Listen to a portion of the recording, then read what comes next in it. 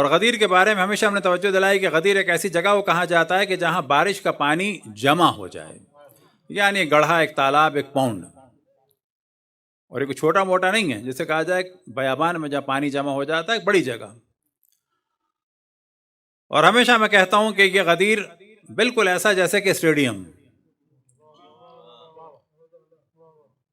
کہ ہر طرف سے لوگ دیکھ رہے ہیں، اور جس کو اشرف الانبیاء دکھانا چاہ رہے ہیں اس کو بھی دیکھ رہے ہیں، اور آپس میں بھی دیکھ رہے ہیں تاکہ بغیرتی کرتے وقت کچھ غیرت آ جائے۔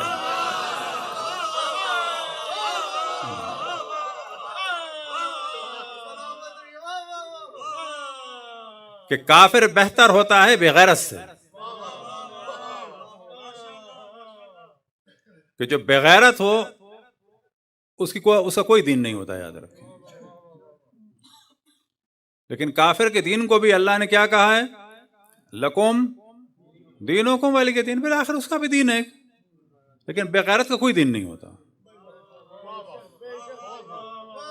تو جو بھی بغیرت اس پورے مجمع کو دیکھ کے اس نے بغیرتی دکھائی اور غدیر کو بھولا، اس بغیرت پر اور اس بغیرتوں کو اب تک سپورٹ کرنے والوں پر اللہ کی لعنت ہو۔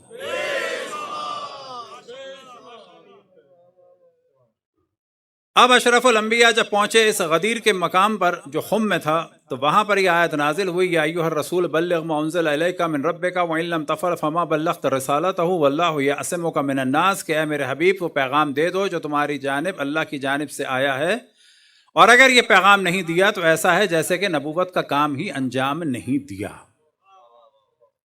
جبکہ اشرف الانبیاء کی اصل فضیلت کیا ہے؟ نبی ہے۔ اصل قیام کیا ہے؟ رسالت ہے۔ اب آپ تصور کریں کہ 1,24,000 انبیاء میں سے سب سے افضل نبی کی رسالت کا کام انجام ہی نہیں پائے گا جب تک کہ یہ کام نہ ہو جائے۔ وجہ کیا ہے؟ کہ یہ سب ضائع ہو جائے گا اگر اس کی جانب لوگوں نے رجوع نہیں کیا۔ یعنی اگر 1,24,000 انبیاء کا دین لینا ہے تو وہ لینا ہوگا اس ذات سے کہ جس کا ہاتھ پکڑ کے اشرف الانبیاء نے بلند فرمایا اور کہا من کنت مولا ہو فہذا علی مولا۔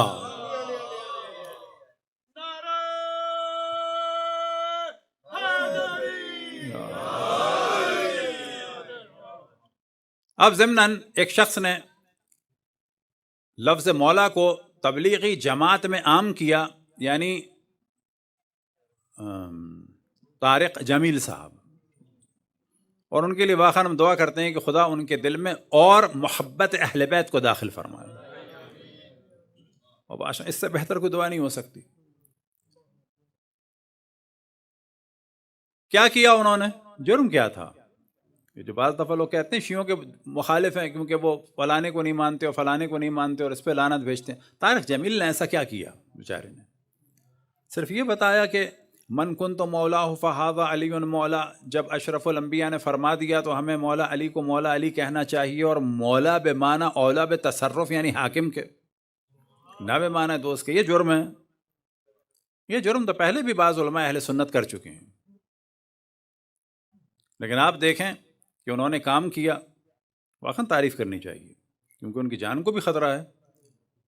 لیکن اب ظاہر ہے ہمارا پیغام تو ان تک نہیں پہنچے گا، لیکن ان سے ہمیں کہنا چاہیے کہ اور ہمت کریں اور اشرف الانبیاء کی مکمل اطاعت کریں، مکمل اطاعت کریں اور خوف نہ کریں۔ اور یہاں سے پتہ چلتا ہے کہ غدیر کتنی اہم ہے اور غدیر کی اتنی مخالفت کیوں ہے، کہ اگر ان کا سب سے بڑا آدمی بھی غدیر کی ذرا سی حقیقت کو بیان کر دے تو اس کے مخالف ہو جاتے ہیں۔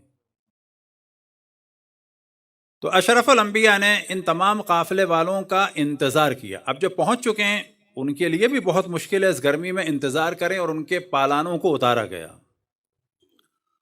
اور جو نہیں پہنچے ان کے لیے روانہ کیا گیا ہے لوگوں کو، اور جو آگے چلے گئے ہیں ان کو بھی کہا گیا ہے۔ اب جو آگے گئے ہیں وہ واپس آ رہے ہیں، ان کے لیے بہت مشکل کام ہے یہ، اور جو رک گئے ان کی تو پلاننگ ہی نہیں ہے آنے کی، وہ اب آ رہے ہیں۔ تو یہ معاملہ گھنٹوں چلا، اور شدید گرمی، اتنی گرمی کہ لوگ اونٹوں کے پیچھے چھپ چھپ کر جو ہے وہ پناہ لے رہے تھے. اور یہ ذہن میں رہے کہ بیابان میں خاک بھی اڑتی ہے اور دھول بھی اڑتی ہے. اور ہمیشہ میں مثال دیتا ہوں کہ اگر کسی کی ماں کسی کو سی آف کرتے وقت وصیت کر دے، کوئی بات کہہ دے، تو وہ اتنی یاد نہیں رہتی، لیکن اگر کوئی خاص واقعہ ہو جائے، مثال کے طور پر وہ جانے دے اور جانے کے بعد ٹریفک بدترین ہو، موسم خراب ہو، اور اس وقت فون آئے کہ ماں بلا رہی ہے کچھ کہنے کے لیے، تو سب کو کیوریوسٹی ہوگی کہ کیا کہنے کے لیے بلا رہی ہے. اور وہ جملہ پھر نہ تو یہ بچہ بھولے گا، نہ اس کے دوست اور کمپینین بھولیں گے. بہت ہی بغیرت کمپینین ہوں گے جو بھولیں گے.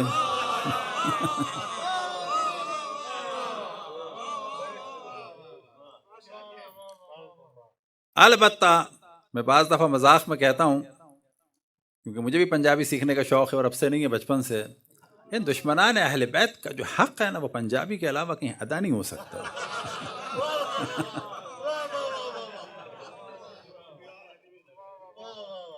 وہ فصاحت و بلاغت جو وہاں پر ہے، وہ ان دشمنان اہل بیت کی واقعاً اس کے بغیر ادا نہیں ہو سکتی، وہ وہیں سے مل سکتا ہے. تو مومنین جو ہیں وہ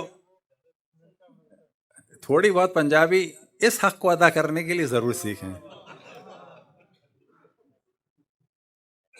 تو اشرف الانبیاء نے انتظار کیا اور ایک ایسا ماحول بنا دیا کہ اب کوئی نہ بھولے.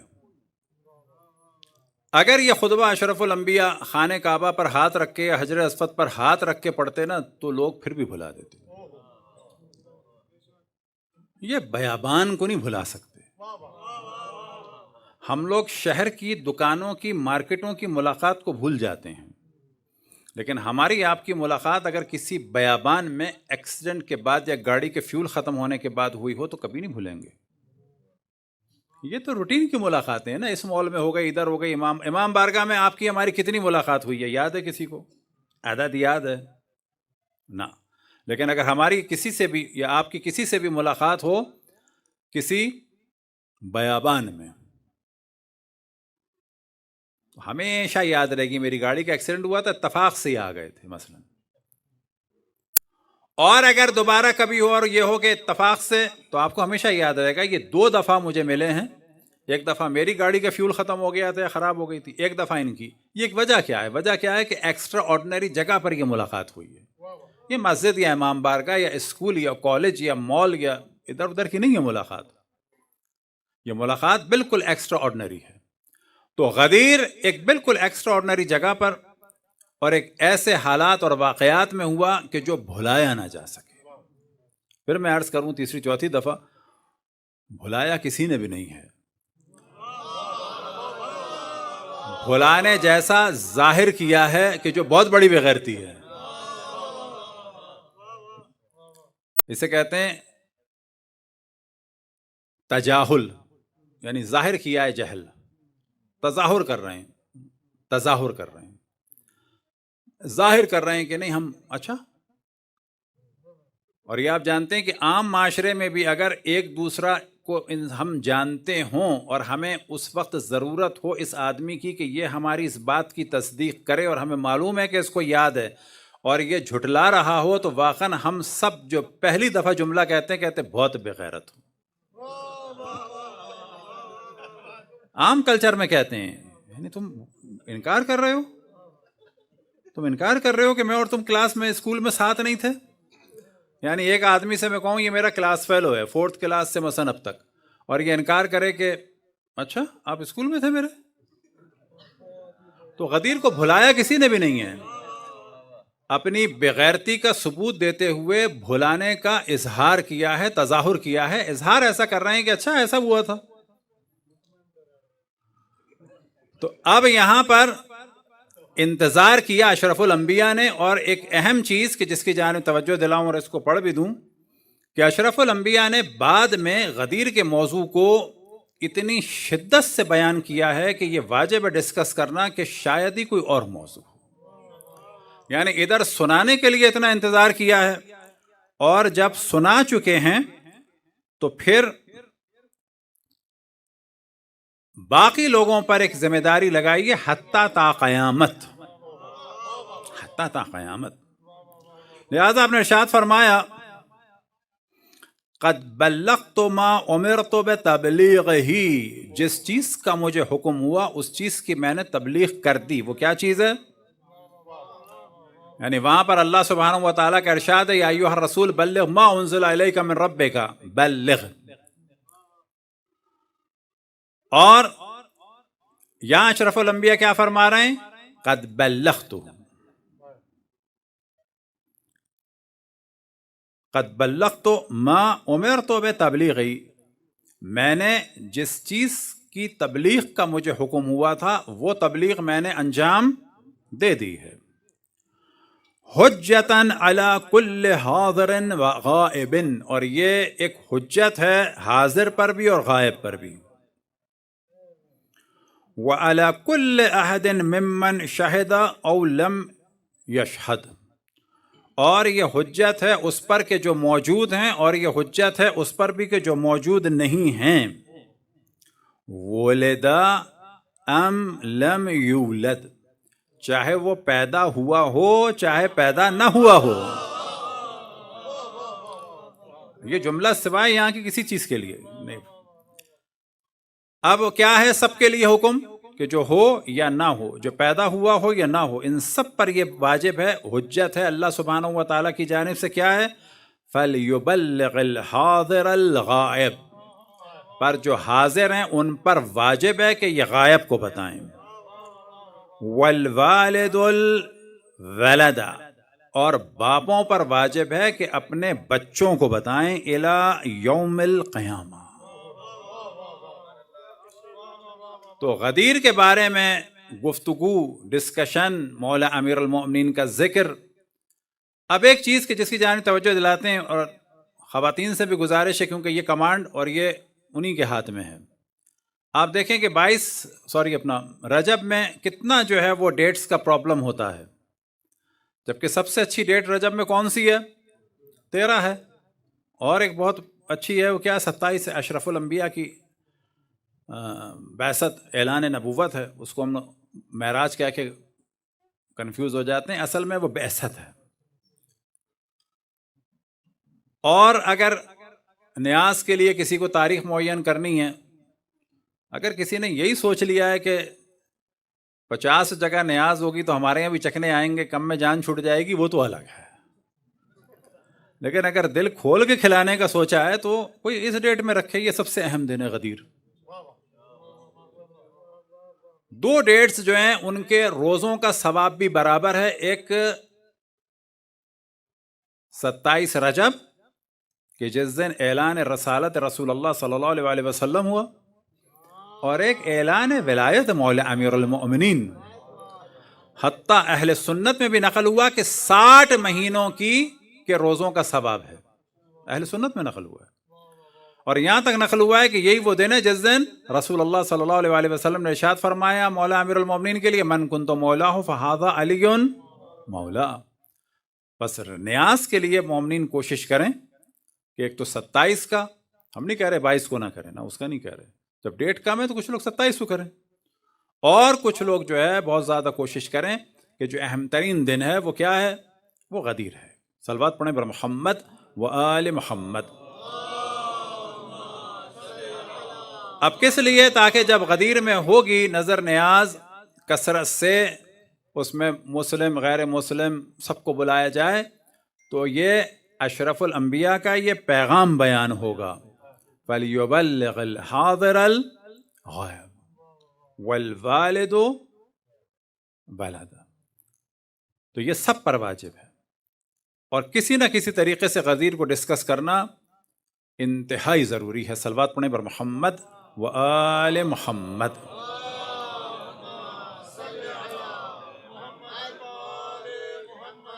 اب ایک موضوع کیونکہ مولانا نے کہ اللہ ان کی توفیقات میں اضافہ فرمایا تھا کہ وہ میں کروں گا، تب تو کرنا پڑے گا، اور وہ وہی ہے کہ عقد اخوت. مولا امیر المومنین کو رسول اللہ صلی اللہ علیہ وآلہ وسلم نے 2 دفعہ اپنا بھائی بنایا ہے، ہجرت سے پہلے بھی اور ہجرت کے بعد بھی.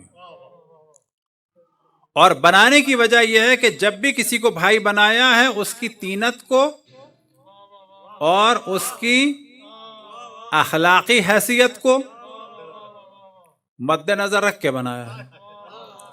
اشرف الانبیاء کی طینت کہ جس سے خلقت ہوئی دونوں کی، اور عظمت میں اور شرافت میں اگر کوئی اشرف الانبیاء کے بھائی بنانے کے قابل تھا تو وہ صرف اور صرف اور صرف حضرت صدیق اکبر تھے، حضرت فاروق اعظم تھے اصلی والے.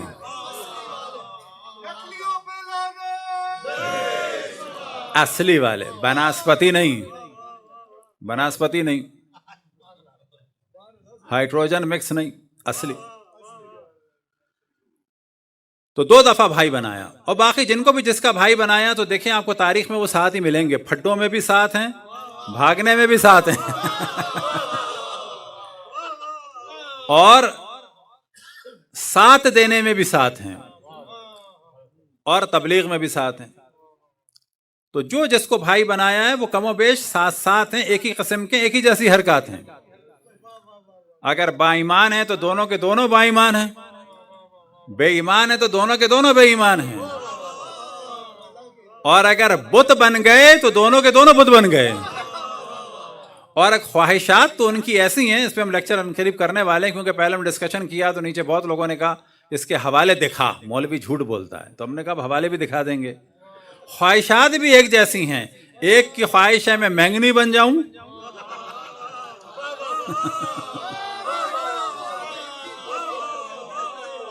لہذا ایک صاحب فرماتے ہیں کاش میں پتا ہوتا درخت پہ، ایک اونٹ گزرتا مجھے کھا لیتا اور میں مینگنی بن کے نکل جاتا اور میں بشر نہ ہوتا. یعنی دونوں کی خواہش یہ بشر نہ ہوتا، جبکہ افضل ترین مخلوق کیا ہے خداوند تبارک و تعالیٰ کی؟ اشرف المخلوق انسان ہے. وہ کہہ رہے ہیں بشر نہ ہوتا، بشر نہ ہوتا. بشر کے بجائے اگر ہم جن کی بھی خواہش کریں یا ملائکہ کی بھی خواہش کریں تو اس کا مطلب ہے ہم اپنے نعمت کا کفران کر رہے ہیں. حتیٰ ہم اگر کہیں کہ ہم وہ بنا ہم اشرف المخلوق ہیں، لیکن وہ کہہ رہا ہے اے میں بشر نہ ہوتا لے کیا ہوتا؟ اونٹ کی مینگنی. ابھی ذوق بھی ایک جیسا ہے. دیکھیں ان لوگوں میں فصاحت بلاغت تو تھی نہیں، تھے ہی نہیں، بدو قسم کے جاہل قسم کے لوگ، گندے خاندانوں کے. دوسرے کی کیا خواہش ہے؟ اے کاش میں بکرا ہوتا.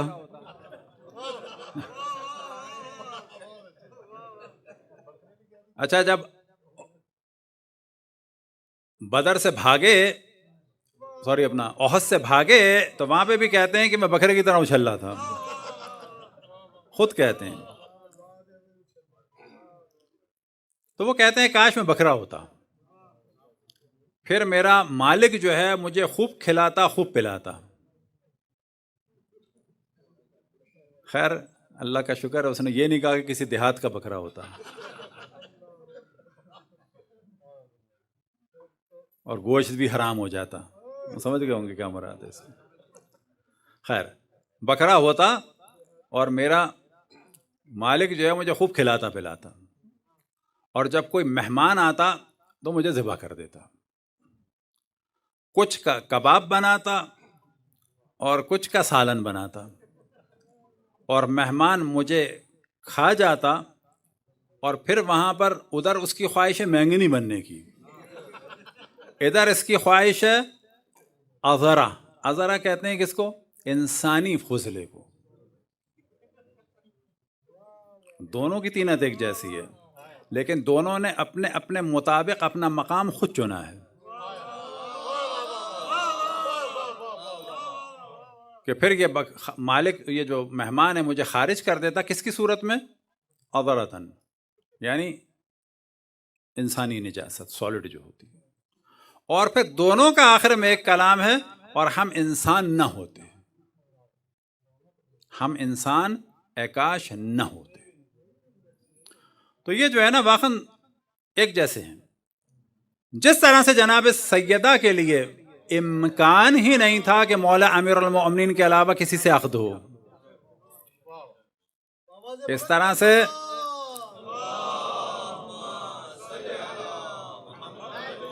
اسی طرح سے اشرف الانبیاء کے لیے بھی کوئی بھائی نہیں ہو سکتا تھا سوائے کس کے؟ صدیق اکبر، فاروق اعظم، یعصوب الدین، امیر المؤمنین، فاتح خیبر و بدر و حنین، باب العلم، باب مدینۃ العلم، باب مدینۃ الحکمت، علی ابن ابی طالب کے سوا.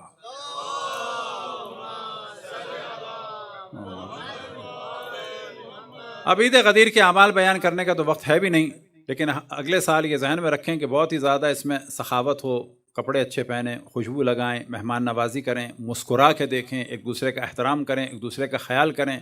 حتیٰ جن مومنین کے آپس میں اختلاف ہیں اول تو نہیں ہونے چاہیے، اگر ہوں بھی تو اس کو درگزر کریں.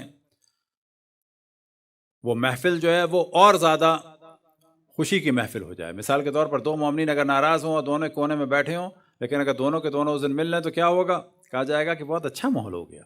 تو مولا امیر المومنین کے لیے اس عید کو جتنا اور زیادہ رونق افروز کیا جائے اتنا زیادہ ثواب ہے. اسی دن کے اعمال میں سے ایک ہے عقد اخوت، کہ لوگ آپس میں ایک دوسرے کو اپنا بھائی بنائیں. اور اس کے لیے جو الفاظ ہیں قبلہ نے بیان کیے، پھر میں کیونکہ انہوں نے فرمایا تھا میں ترجمہ بھی کر دوں تو میں اس کا کر دیتا ہوں. اب اس کا طریقہ یہ ہے کہ ایک دوسرے کے ہاتھ کو پکڑے گا اور کہے گا آخیتو کا فی اللہ، کہ میں نے اللہ کی راہ میں تمہیں اپنا بھائی بنایا ہے. صافیتو کا فی اللہ، میں نے اللہ کی راہ میں تمہیں اپنا دوست بنایا ہے. صافحتو کا فی اللہ، اللہ کی راہ میں میں نے تم سے مصافحہ کیا ہے. وَأَحَدتُّ اللَّهَ وَمَلَائِكَتَهُ. اب یہاں پر جو ہے نا یہ بڑی خطرناک چیزیں ہیں.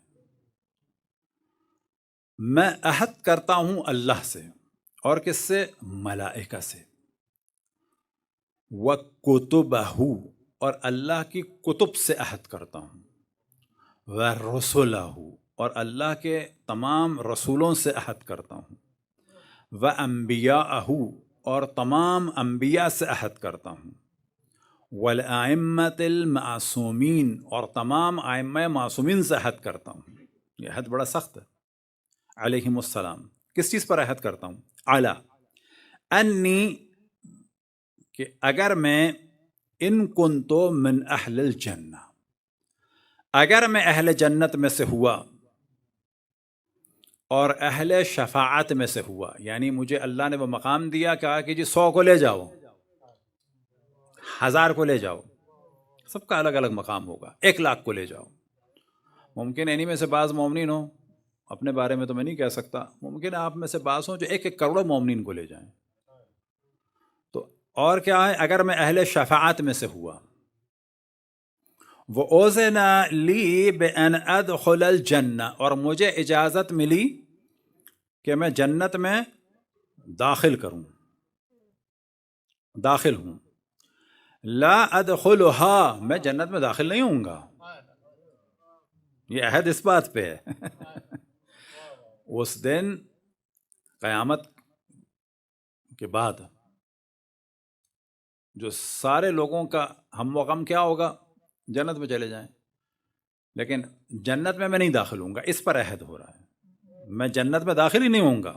میں اس پر عہد کرتا ہوں اللہ سے، تمام انبیاء سے، تمام رسولوں سے، تمام ملائکہ سے، تمام کتب سے، تمام ائمہ سے، کہ اگر مجھے جنت میں جانے کی اجازت دی گئی تو میں جنت میں داخل نہیں ہوں گا.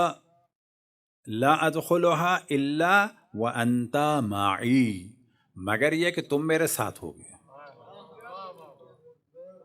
تو یہ ہے اصل عہد.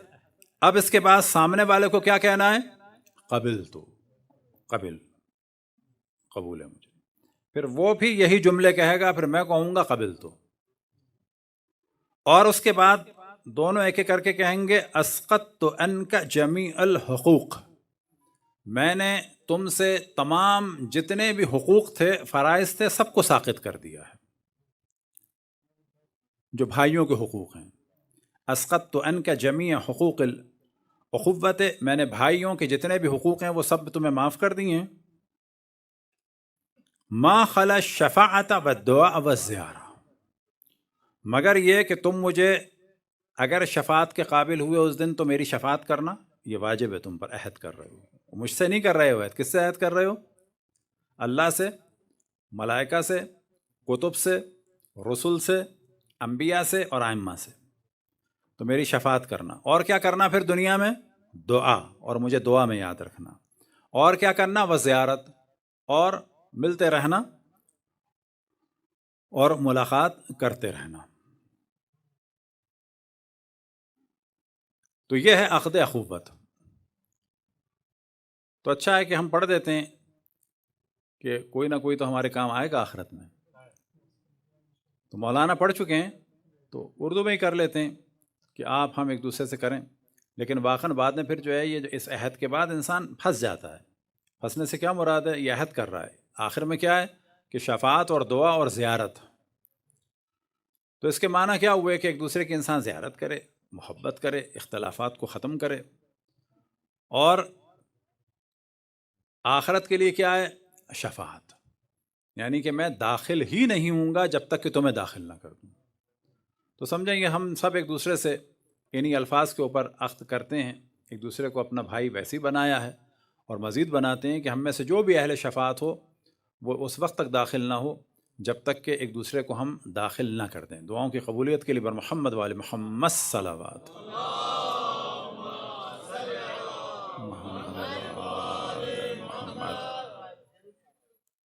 ایک زیارت ہے، زیارت غدیریہ،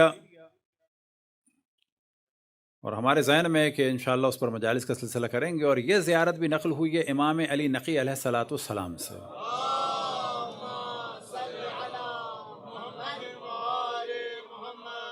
تو دو زیارات مشہور ہیں جو امام علی نقی علیہ الصلاۃ والسلام سے نقل ہوئی. ایک زیارت جامع کبیرہ ہے اور ایک زیارت غدیریہ ہے، اور دونوں کے دونوں در حقیقت ایک سمندر ہیں فضائل اہل بیت علیہم الصلاۃ والسلام کے.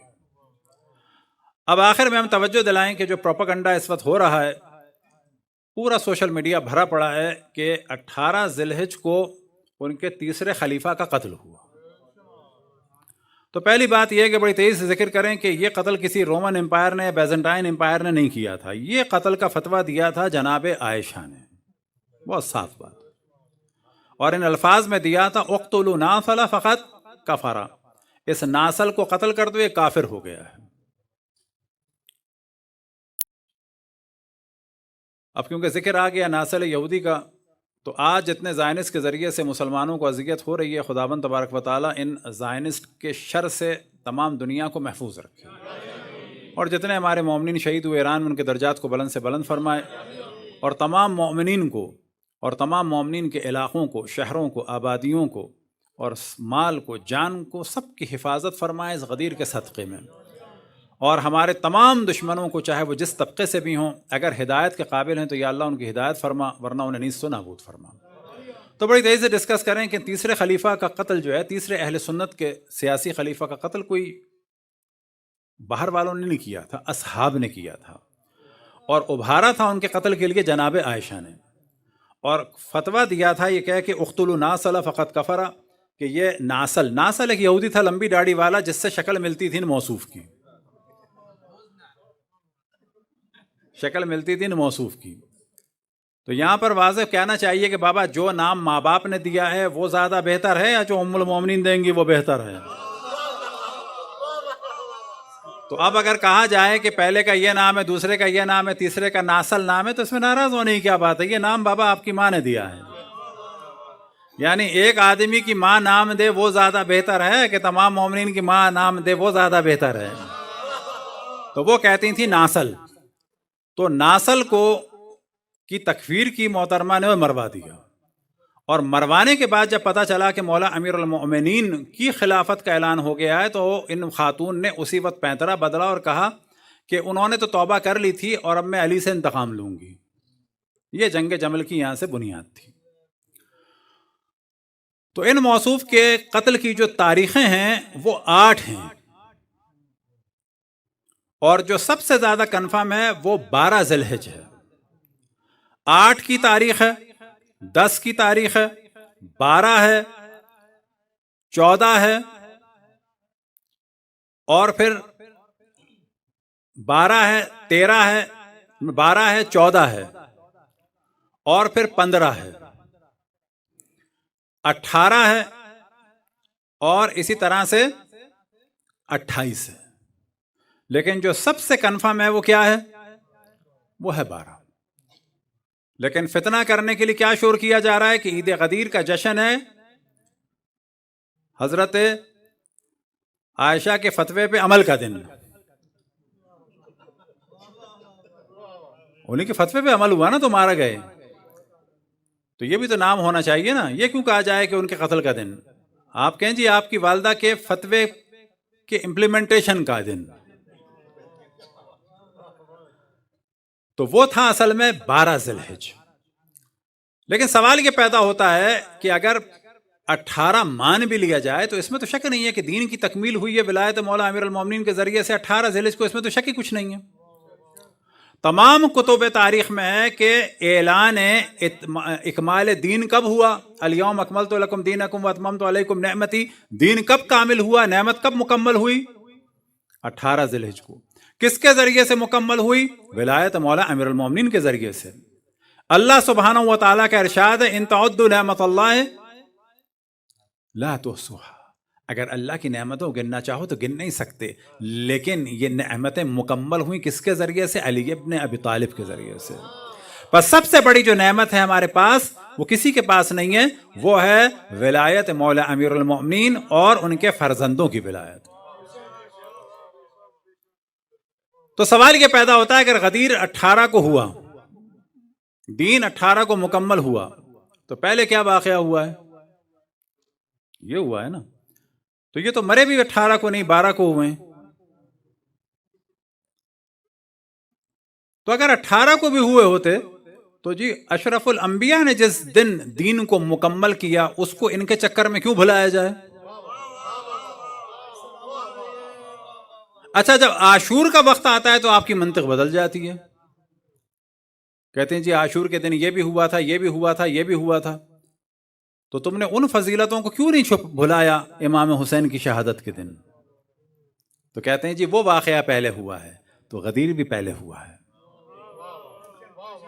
اول تو ان موصوف کا قتل حضرت عائشہ کے حکم سے 12 کو ہوا ہے، یاد رکھیں.